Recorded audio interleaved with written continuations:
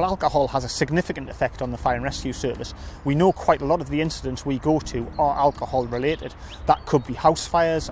Our recent statistics show that 41% of the people who died in house fires in County Durham and Darlington had consumed alcohol just before the fire started. So obviously that gives us some concerns. There was a national report which said 21% of the time that the fire and rescue service spend is directly related to alcohol. I would suspect that's underreported, and I also think there should be a lot more education about people drinking sensibly and making sure that they're responsible for their actions.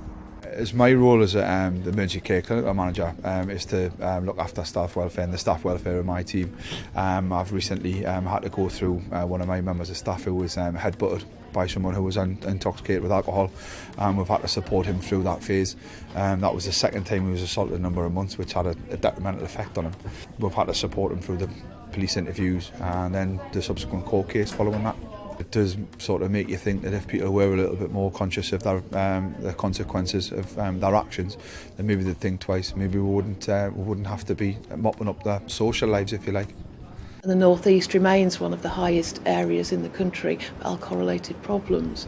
I think it's probably the biggest trend that I've seen over my lifetime is probably the increase in the number of women drinking at higher risk rates or dependent drinking. The other trend I think that I've seen is the increase in elderly drinkers, both men and women, and this is sometimes related to loneliness and isolation, or sometimes people who've always drunk at higher risk levels and have continued into old age. 50% of our time is taken up by dealing with alcohol-related incidents. We know on an average it's around about half of all violent crime is caused with alcohol being a contributing factor.